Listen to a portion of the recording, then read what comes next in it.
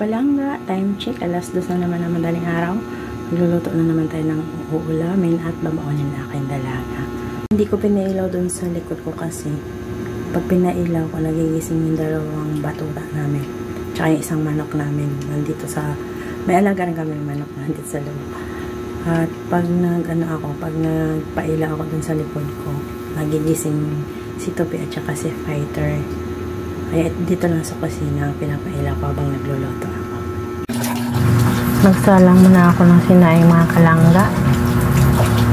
Redress na pala itong bigas ko na sasaingin. Kaya hindi ko na siya hugasan maigi. Dahil sariling harvest nga lang ito at pinadala sa amin. Magluluto ko ngayon ng ginisang tokwa mga kalangga. Simpleng ulam, pero masarap naman siya. Sasarapin natin yung tokwa.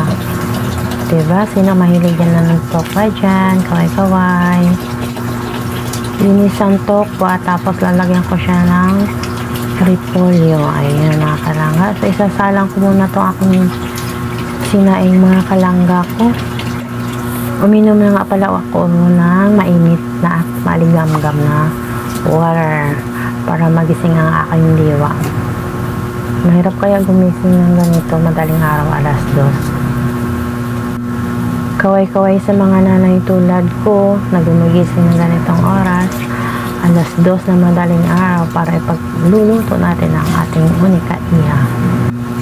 Kaya ako pagkatapos ko nito magluto, tapos napakain ko na yung dalaga ko, tapos nakaalis na siya papuntang work, babalik naman ulit ako ng tulog. Kaya okay lang mapuyat, ganun talaga buhay nanay, magtiyaga at magtiis. Hugasan ko muna itong kamatis mga kalangga ko. Siyempre sasabunin ko siya kasi nakasanayan ko po na pag ako po ang nagluluto kailangan hugasan ko na maigi yung kamatis at kailangan sabunin ko ding maigi. Hindi naman sa pag-iinarte, kaya lang yan po talaga ang aking nakasanayan. Wala namang masama mga kalangga kung hugasan natin maigi yung ating gagamitin ng kamatis. Siyempre, binibili lang din po natin to. Hindi naman po natin alam kung saan po ito pagulong-gulong.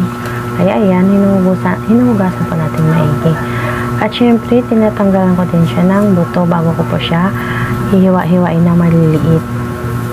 Para po kasi sa akin, parang mas masarap pag hugasan po siya ng mabuti. Tapos gagayatin ko siya ng walang buto. So ito, tatanggalan ko siya mga kalangga. Ayan, ganito po ginagawa ko sa kamatis. Pagkatapos ko po siyang hugasan ng maigi, pagkatapos ko po siyang sabunin. So ganito, tinatanggalan ko siya ng buto, tapos hugasan po ulit. Para mas maganda pag ginagayat, malinis po talaga siya bago ko po siya gamitan na panggisa. At syempre, alam na natin lahat, yung kamatis masarap gawing sausawan. Kaya para sa akin, pag ginagawa po namin sausawan tong kamatis, ganito talaga, hugasan ko talaga siya ng maigi. Pwede naman din ibabad siya sa tubig na may asin. Kaya lang ako, ganito ginagawa ko. Sa halip na lagyan ko siya ng asin, ibabad sa asin, sinasabon ko na siya kaagad para mas malinis talaga. Kaya ayan, ito na. Tapos na ako maglinis na ito mga kalangga at ito gagayatin ko na siya. Sino dyan ang mahilig sa kamatis katulad ko? Tsaka hindi ako nakakaluto pag walang mga kamatis mga kalangga. Nasanay ako na mayroon talaga akong kamatis na stock. Tsaka syempre gagamit din ako ng sibuyas dahon or onion spring. Ilalagay ko din po to sa aking niluluto na simpleng ginisang tokwa na may repolyo. Ayan. Nilinis ko na yung sibuyas tulangga. Tapos ito, huhugasan ko na siya. Yung ilaw ko dito lang banda sa area na kung saan ako magluluto. Hindi ko na binuksan yung ilaw doon sa likod banda kasi pag binuksan ko pa yung ilaw, maglilimburak yung dalawa naming batuta. Mag-iingay. Tapos, haharotin ng tupi yung aming alagang sinoke, which is yung aming manok. Kaya ayan, tamang slice lang ako ng aking mga ricados bago ko umpisa na ang aking pagluluto. Siyempre, prepare ko muna yung aking gagamitin pang ricados. Tamang gayat na ako ng sibuyas dahon at sibuyas bombay.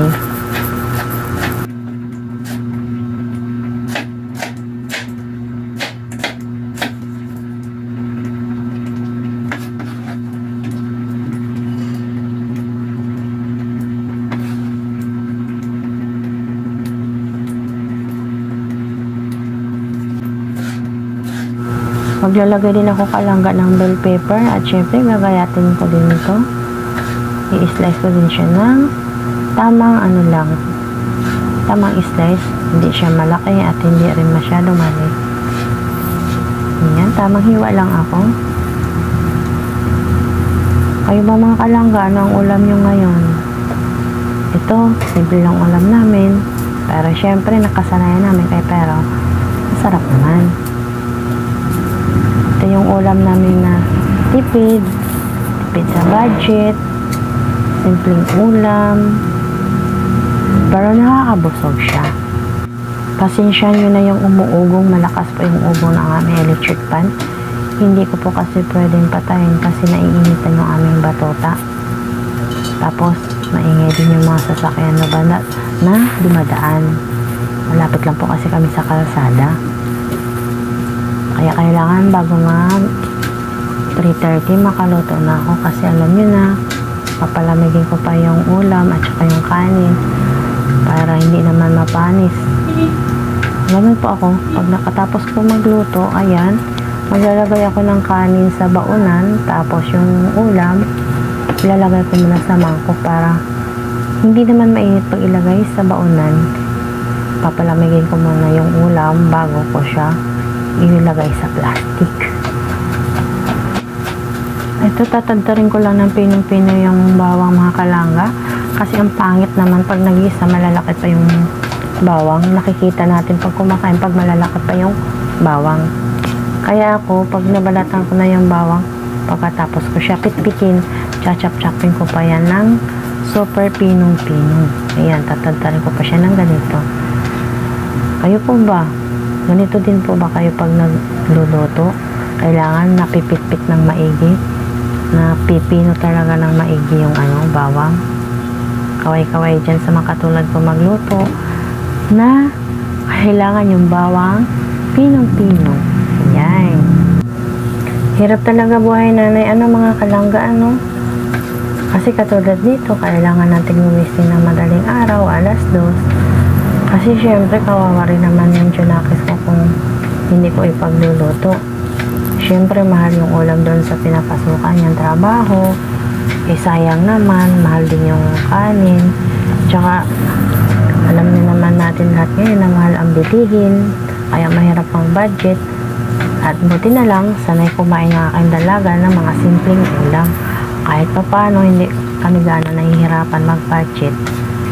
Dahil alam niyo na, sanay kami sa ganitong ulam, mga gulay, mga simpleng lang, luto. So, ito na po yung akong tukwa mga kalangga. Naprito ko na siya at nahiwa-hiwa ko na. Ayan, di ba? Tapos, ito din ang repolyo. Ayan, at ang mga ricados, andyan na, kompleto na siya. At syempre, sasalangan natin ang kawali.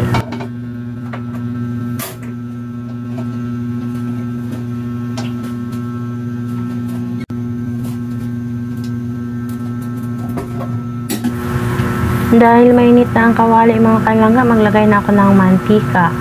Yung ginamit ko pag nagigisa ako ng mga ganitong ulam, palm oil. Tapos pag nagpiprito ako, yung ginagamit ko yung coconut oil, yung coconut oil. Sabi kasi nila less cholesterol ang palm oil or vegetable oil. Ganyan. Painitin ko lang yung mantika at syempre uminit na at ilalagay na natin ang bawang. Diba? Bawang pa lang, maamoy at ulam na. Pero minsan mga kalangga, may time talaga pag mga 2:00 na madaling araw, nakakatamad bumangon. Pero pag naiisip mo lang pag hindi ako babangon ng ganitong oras, syempre yung ko kawawa, kaya kahit na inaantok ka pa o pupungas-pungas yung mata natin, babalik-was ka talaga at kailangan natin bumangon. Kaya nga ang ginagawa ko, nakaugalian ko, bago ako magluto, ayan, inom ako ng init at maaligam-gam na tubig. Para magising ang diwa ko, mas madaling kumilos pag pinapawisan. Kasi pag hindi po kasi ako uminom ng maaligam-gam mga kalangga, ay nako, Diyos po aatake ang aking antok. Ay ayan, tamang gisa lang ako mga kalangga ko. Ayan, ilalagay ko na ang toka mga kalangga ko. Nagisa ko na yung bawang, sibuyas at saka kamatis. Ayan. Halo-haloin ko lang itong mga kalangga. O diba? Tokwa lang ito mga kalangga. Pero napakasarap. At saka ang maganda nito pag tokwa langga, pag nakabili tayo ng tokwa, yung mabango, hindi maanta o mabantot. Masarap siya pag haluan natin ng gulay. Kasi minsan mga kalangga, nakabili kami ng nakabili ako ng tokwa pag sa palengke. Alam mo ba pag pinipirito, minsan yung lumang-luma na tokwa, pag pinipirito mo, nangangamoy. Iba yung amoy, basta alam nyo na kung ano yung amoy. Parang amoy ganon. Yan. Pero ito, may nabibilhan kaming tokwa, sariwa siya. Pagka na pinipirito natin, ang bango. Ito, maglalagay ako ng paminta mga kalangga ko. Ayan. Tsaka, pag naglalagay din ako ng toyo, eto, tinatansya ko lang. Kasi pag tayo naman na nagluluto, sanay na tayo kung gaano kadami yung ilalagay natin. Depende sa dami ng ating niluluto. Ganon po ako. Pagka, kumbaga, gamay ko na yung pagluluto, gamay na natin ang pagluluto, alam na natin kung gaano kadami ang ating ilalagay na toyo or magic sarap. Sa magic sarap naman, pag madami ang aking niluluto, ayun, inuubos ko yung isang sachet. Pero pagka konti naman ang aking niluluto, konti lang din ang aking ilalagay. Hahatiin ko lang nito yung magic sarap. Ito mga kalangga, lalagyan ko na siya ng tubig. Bali, 2 mangkok ang ilalagay ko. Yung mangkok na ginagamit ko ay maliit lang siya. Pangit naman pag sobrang madami yung ilalagay natin tubig. Kailangan yung tama lang. Kaya 2 mangkok lang yung aking ilalagay. So, ayan, halo-haloin ko lang para magpantay naman siya.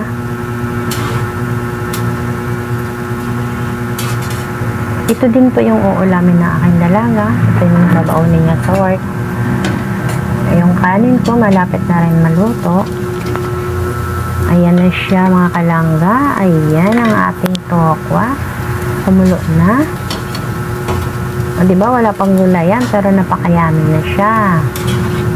Halo-haloin lang natin para yung mga ricados ma-mix natin ng maayos. Pwede na iulam kahit wala pa yung gulay. Charis. Pero syempre, ilalagay natin yung repolyo.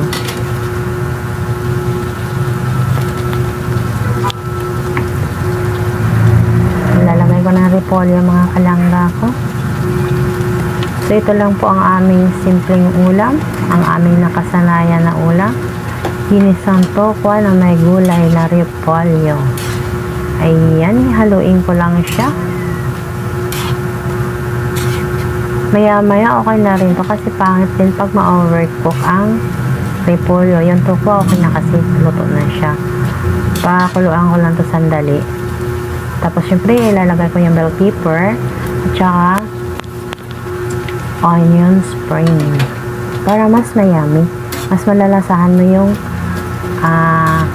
katas ng sabaw nito. Yan yung sabaw, nagkakatas na siya. Minisa lang yan, pero napakaulam, yummy na siya. Tipid sa budgets, simpleng ulam. Yan ang aming nakasanayan. Lalagay ko na ang bell pepper. Ayan. Tapos syempre itong sibuyas dahon. Diba? Masarap na. Takpan ko lang siya. Pakulin ko lang siya sandali mga kalangga ko. At ito na siya. Syempre kumulo na. O diba? Luto na ang kang repolyo. Ayan. Wow na mga kalangga. Ulam na. Oh. Yummy!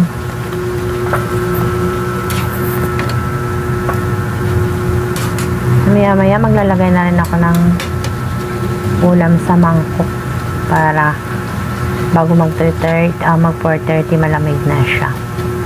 Kailangan kasi 4:30 malamig na para malagay natin sa baunan. Ito na rin yung ulam namin. Hanggang tanghalian na rin to. Bali babaunan at kakainan ng dalaga ko. Tapos sa almusalan namin, ang tira ay ulam namin sa pangtanghalian. Ayan.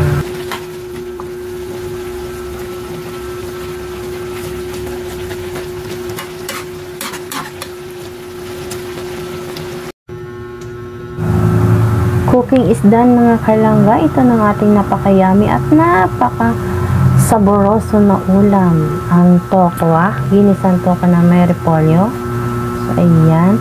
At maglalagay ako ng kanin sa baonan mga langga. Ayan, lalagyan ko lang yung baonan ng aking dalaga. Ayan, ito yung kanyang baonan. Magte-30 na kasi langga, kaya kailangan lagyan ko na siya. Ay, yung oras ko talaga, alas 2 ako gumigising na madaling araw. Siyempre, hindi naman agad ako makakaluto. Magagayat pa ako ng mga ricados. Tapos, bago mag alas 3, ayan, malapit na maluluto. Kaya, 3:30, matapos na talaga ako sa pagluluto. Palalamigin ko lang ito langga. Ayan, ang kanyang baon. Red rice ang aming kanin. Thank you sa nagbigay po sa sponsor ng bigas na to. Super yummy. At syempre, maglalagay ako sa mangkok ng ulam. Ito yung ulam ng aking dalaga. Dito ko siya ilalagay sa mangkok para lumamig din. Yummy-yummy na mga kalangga ko. Madag pa. Sino mag-aakala na tokwa lang yan? Busog match na naman ang aming alaga nito sa tiyan. So, totoo lang mga kalangga ko, sanay pa talaga kami sa mga ulam na simpleng ulam, tipid sa budget. Sa ganitong panahon ngayon, halos lahat mahal, kaya kailangan natin talaga super tipid sa budget. So, eto na yung kanyang baon, ready na nasa mangkok at saka nasa baonan na rin yung kanin. Ito yung baonan ng dalaga ko. Pag nalamig na yan, ilalagay ko na din siya sa plastic at ipapatong ko sa baonan. Ayan ang kanyang kutsara. Ayan, pag lumamig tong ulam na to na sa mangkok, isisilid ko siya sa plastic, tsaka ko siya ilalagay sa baonan na yan. Dahil alas 4 na, ayan, kakain na yung aking pinaka-love one. Dahil mag 4:30, maliligo siya. Siyempre, mag-aayos pa siya. Kaya tamang kain lang ang aking chunakis. Siya lang nagsasandok ng kanyang kakainin kasi tansyado niya kung gaano kadami ng kanyang mauubos. Siyempre, dahil madaling araw, alas 4 pa lang na madaling araw, kakain siya at saka inumin siya ng gatas. Bakit nga daw ako maaga magigising? Kasi nga po malayo po yung kanyang pinapasukan sa trabaho. 1 hour pa po bago siya makarating sa kanyang trabaho. Minsan traffic, kaya mas maigi yung maaga siya umalis. Kaya kailangan 5:30 nakaalis na po siya. Kasi minsan hindi maiwasan matatraffic. Nakakaya naman na yung opisina ang mag-aantay sa trabaho. Kailangan yung, di bali, ikaw ang mag-aantay. Mas okay yun. Yan, tamang kain na silang bago mag 4:30, maliligo na rin yun siya. Kaya ang ginagawa ko, pag mga 4:30, maligo na yan siya. Alas 5, matapos na yan siya ligo. Siyempre, 5 to 5:30, mag-aayos siya sa sarili niya. Tapos, sahatid ko siya sa labas. Pasakay ng jeep, papunta sa kanyang work. Tapos, ako babalik ng tulog. Tapos, pagising ko at saka naman ako kakain. Yan ang ginagawa ko para makabawi-bawi naman din ako ng tulog. Ito yung routine ko po mga kalangga, Monday to Friday. Pag Saturday naman at saka Sunday, hindi naman ako nagigising ng maaga, baliktad kami. Pag Saturday to Sunday, yung Junakis kumaga natutulog, tapos maaga siya nagigising. Hindi na niya ako ginigising, siya na yung naghuhugas ng pinggan, tapos kung may lulutuin, ayan, nagluluto na rin siya, gigisingin na lang din niya ako. Pero pag Monday to, ano talaga, Friday, pinapabayaan ko siya matulog. Gigisingin ko na lang siya pag kakain na siya. Kailangan bago 4, nakaready na yung kakainin niya. Yan, tama, inom na siya ng gatas, mga kalangga. Eto, ihahatid ko na siya sa labas, mga langga. Ayan, nag-flashlight pa kami kasi madilim pa nga ang 5:30. Kaya tamang abang lang yan. Siyempre, bago siya alis, magmamano muna. Abang siya ng may dadaan night shift.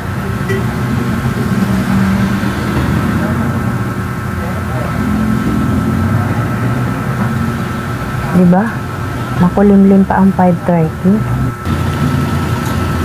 Ayan. Sasakay na siya. Ingat. See you later. At ako'y babalik naman sa tulog, mga kalangga.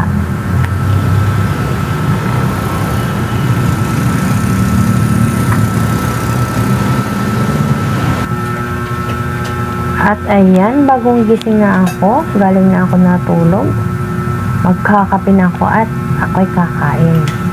Tapos nito, ako'y rarakit na naman sa aking pinagkakakitaan. So, ayan. Inom din ako ng malamig. Nauuhaw kasi ako eh. Dahil naubusan ako ng kape, ang gatas na akin tsunaas ang aking sisibain. Eh, masiba kasi ako. Charot. Kain tayo, mga kalangga ko. Ang yummy ng ulam ko. Ayan, ang aking niluto kaninang madaling araw. Ang ginisang tokwa with repolyo. Ayan. Let's eat. Ito ang aming ulam for today's video.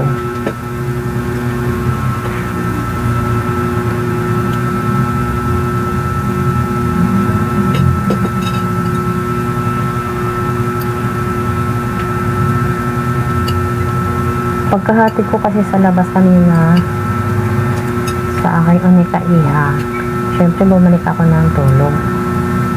Tapos ito, around 10 to 10:30 na.